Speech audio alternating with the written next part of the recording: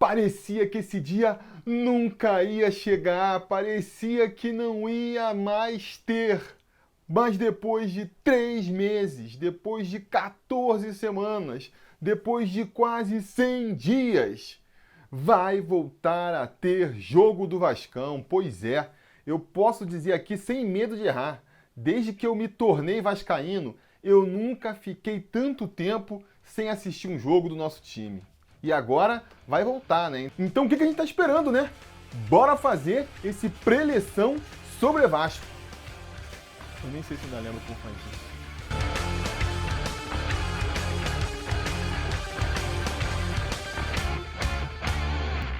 Fala, torcida vascaína, Felipe Tiru de volta na área para falar de jogo do Vascão, porque nesse domingo, às 4 horas da tarde, com transmissão da TV Globo para parte da rede, o Vasco recebe o Macaé em São Januário, pela quarta e penúltima rodada da primeira fase da Taça Rio, o segundo turno do Campeonato Carioca. Um jogo que vale por isso, né? Pra gente matar as saudades do Vascão aí, e não muito mais, porque se você não está lembrado, né, a gente está no campeonato praticamente eliminado, precisa de chances matemáticas para chegar aí na semifinal da Taça Rio, e é de se perguntar se vale a pena que essas chances parcas aí aconteçam, porque para quê, né? O que a gente vai fazer no segundo turno do Campeonato Carioca? Eu acho que o objetivo do Vasco agora tem que ser mesmo se preparar para um campeonato brasileiro. Para isso, também não vai servir esses jogos agora, porque estão vindo muito em cima da volta dos atletas, né, para o treinamento. Eu comentei um pouco disso no último vídeo que a gente fez aqui no canal, comentando sobre essa volta aí, meio precipitada, né, do Campeonato Carioca. Comentei no vídeo como, por vários fatores, na questão sanitária, na questão econômica, não faziam sentido, mas eu acho que, acima de tudo, na questão esportiva mesmo, né, técnica e tática, não fez sentido voltar ao campeonato aí com tanta pressa, né? Tão antes dos outros estados, dos outros campeonatos estaduais. No caso de São Paulo, por exemplo, os times só vão voltar a treinar no dia 1º agora de julho, quer dizer, até o Campeonato Paulista voltar, quanto tempo vai levar? E não dá para imaginar que vai começar o Campeonato Brasileiro sem terminar o Campeonato Paulista antes, né?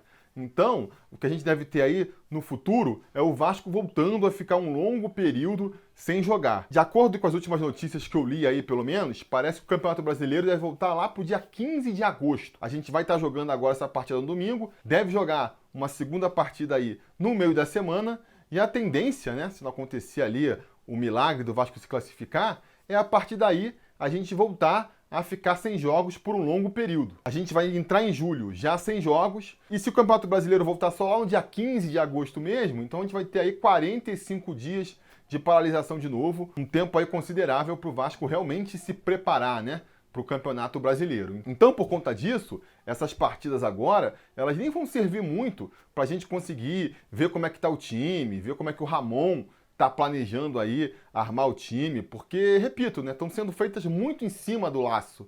O Vasco voltou há 2 semanas atrás. Na primeira semana, os jogadores ficaram só treinando a parte física, né, individualmente, nem fizeram treinamentos coletivos. Agora, na segunda semana, é que eles começaram a treinar com bola, a treinar mais coletivamente, e agora, no domingo, já vão jogar. Então, quer dizer, a gente pode esperar aí um futebol com uma qualidade técnica muito ruim. Jogadores fora de forma, é provável que os jogadores sintam câimbras, muitos vão ter que ser substituídos durante a partida, né?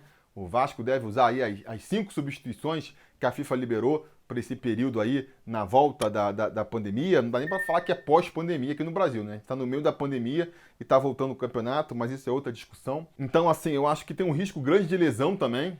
O Vasco tem que ficar preocupado com isso, né? Se não volta agora para a partida e de repente um jogador se machuca, tem uma contusão muscular e tira ele desse período aí de preparação que a gente vai ter daqui a pouco. Então tem que ficar ligado nessas coisas. A parte tática também. Vai ser difícil de ver uma coisa do Ramon. É difícil de imaginar que o Ramon vai apresentar uma grande mudança tática, né? Tendo só uma semana para treinar com os atletas. Ele deve deixar para fazer isso aí nesses 45 dias que ele vai ter mais para frente. Então é ali um joguinho pro forma, né? Um joguinho só para cumprir tabela mesmo, encerrar logo o Campeonato Carioca e já passar a pensar no futuro. E que time? Que time nós vamos ver em campo, então, para essa partida contra o Macaé. Vamos estrear aí o nosso gráfico novo para fazer a nossa provável escalação para a partida desse domingo. No gol, Fernando Miguel, que acabou de renovar seu contrato com o Vascão aí, vai até 2022 no Vasco, segue defendendo a nossa meta. Na lateral direita, Iago Pikachu, sondado recentemente aí por um clube russo e agora na mira do Galo. Olha aí, o nosso Pokémon se valorizou nessa paralisação, né? Mas enfim, ainda nada de concreto, então segue com o Vasco e segue ali na lateral direita. Ao seu lado vamos ter Ricardo Graça. Finalmente vamos ver Ricardo Graça de volta ao time, jogando ali pela direita. Não se animem muito, ele está sendo escalado ali porque o Wehrle, ele ainda nem treinou com os companheiros, está fazendo reforço físico, então é uma questão física e não uma escolha tática do Ramon. O Ricardo está sendo aproveitado ali na direita, mas é uma oportunidade, né?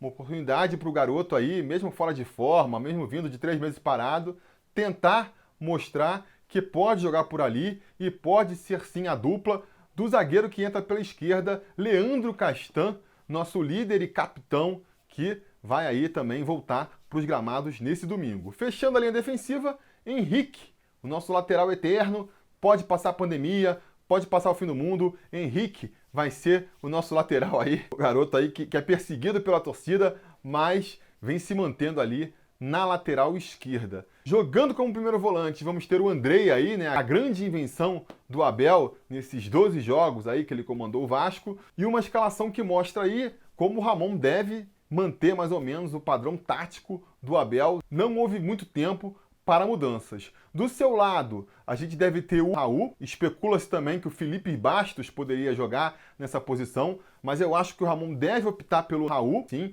para a gente ter um pouquinho mais de gás nesse meio campo, até porque, fechando aí essa linha dos 3 meio-campistas, a gente deve ter a volta do Bruno César. Pois é, o Bruno César, que nessa paralisação acabou renovando com o Vasco para poder negociar ali a sua dívida. Ele estendeu o seu contrato por mais 2 anos, então preparem-se para ver bastante Bruno César daqui para frente. Ele está ganhando uma chance aí como titular por conta do Guarim, que ainda não voltou lá da Colômbia, né? Não é que ele voltou para ser titular, mas com contrato renovado aí por mais 2 anos, ele não vai ficar encostado, né? Vai ser um jogador que fatalmente vai ficar aparecendo aí durante os jogos, ainda mais com essas 5 substituições liberadas.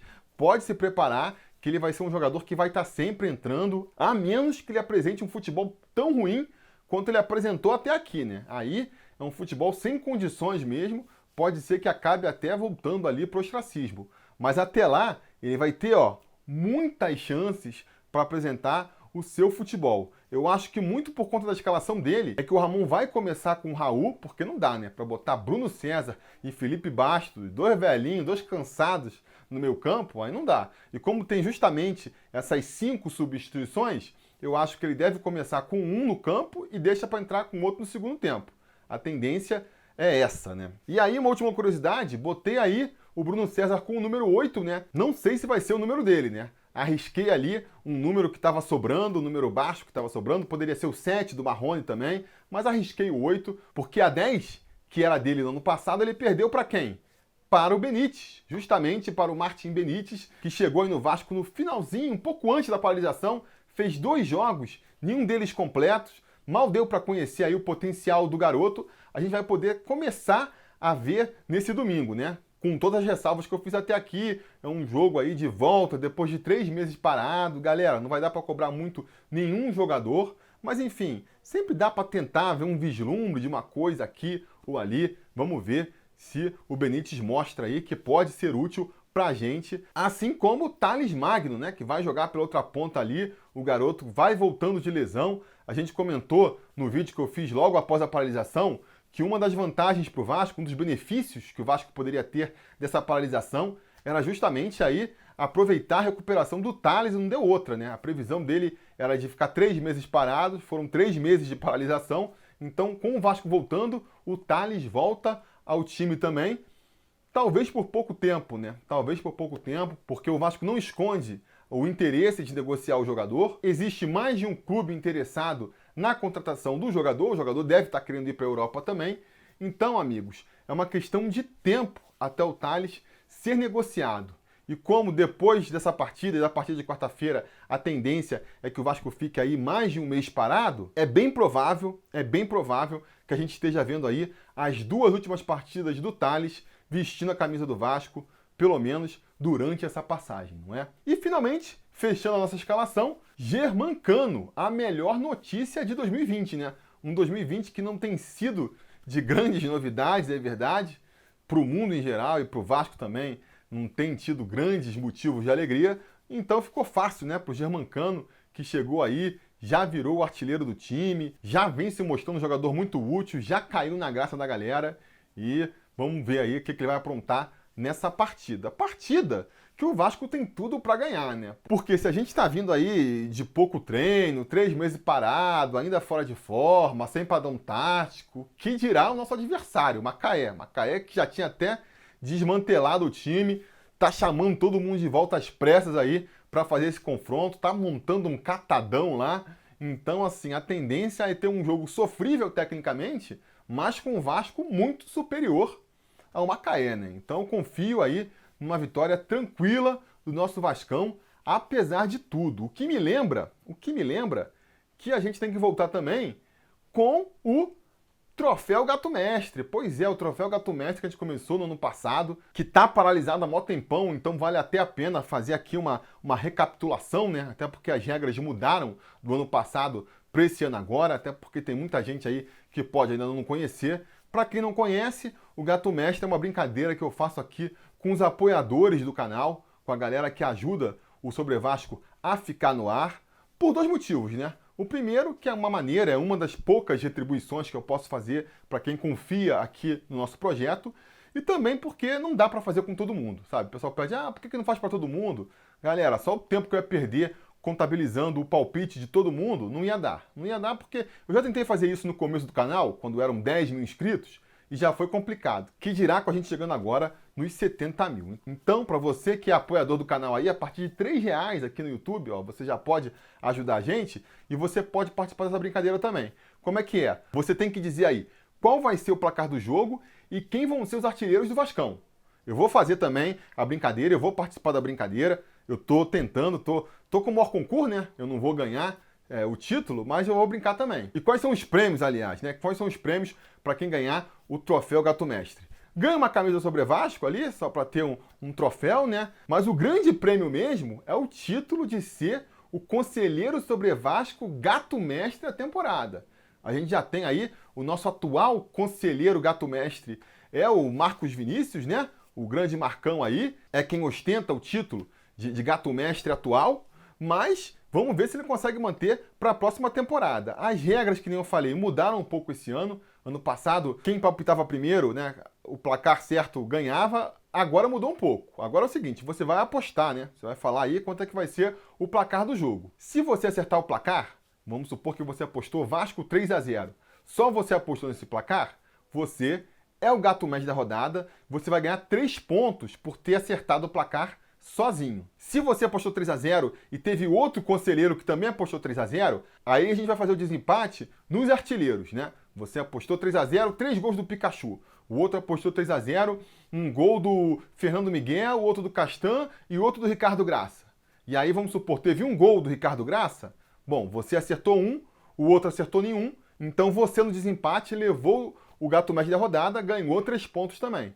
Agora, se quem fez o gol foi o Germancano, e nem você nem outro conselheiro, sei lá por que diabos, apostou no nosso artilheiro, aí então os dois acertaram os 3-0, os dois viram Gato Mestre da rodada, só que cada um leva só um pontinho. Cada um vai levar só um pontinho, porque estão dividindo ali o Gato Mestre da rodada, entenderam? Então, passadas aí 12 rodadas, né? Acho que o Vasco jogou 12 vezes esse ano, tá tudo em aberto ainda, tá tudo em aberto. Quer ver? Vou mostrar para vocês como é que tá a classificação atual do Troféu Gato Mestre Sobre Vasco 2020. Olha aí. A gente tem aí, ó, o Anderson Cunha, o André Luiz e o Milton Sink na liderança, com 3 pontos. Quer dizer, se você acertar sozinho esse resultado contra o Macaé, você já assume a liderança também.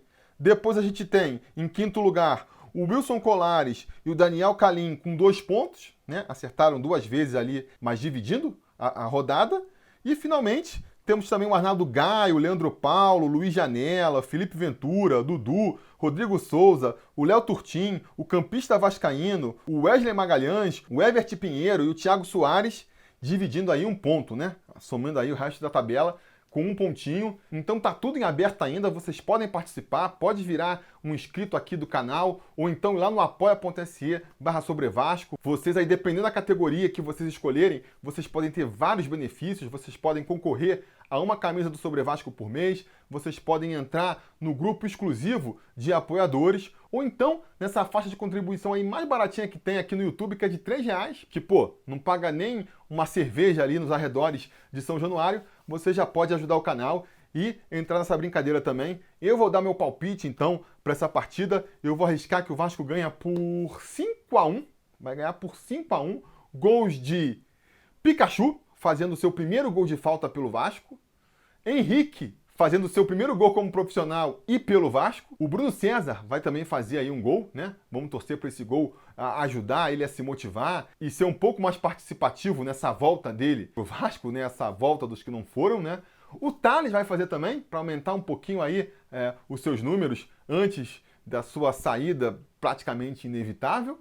E o Germancano também vai fazer, porque o Germancano sempre marca, né? É difícil de ver um jogo do Vasco esse ano em que o Vasco faça um gol e o Germancano não seja o autor dele. E o Macaé vai fazer um golzinho de honra lá, porque é peladão, todo mundo marca o seu, não é mesmo? Esse é meu palpite. Diga o seu palpite aí embaixo também, né? Mesmo se você não é conselheiro, não vai entrar na disputa do Gato Mestre, você pode mostrar aí como você é biduzão, como você saca de futebol e entende dos resultados. Diga também a sua expectativa para essa partida. Diga aí como você acha que vai ser essa partida num São Januário vazio, né? Afinal de contas, as torcidas ainda estão impedidas de voltar aos campos, né? E não se esqueça de voltar mais tarde, porque se tudo der certo e nada der errado, assim que a partida acabar, tão logo seja possível, a gente já volta com outro vídeo aqui no canal para comentar o resultado. Beleza? Tá combinado? Então tá combinado. A gente vai se falando. A realização desse vídeo só foi possível graças ao apoio inestimável dos conselheiros do Sobre Vasco. Ajude você também ao Sobre Vasco continuar no ar, se tornando um apoiador em apoia.se/sobrevasco ou sendo um membro do canal aqui no YouTube.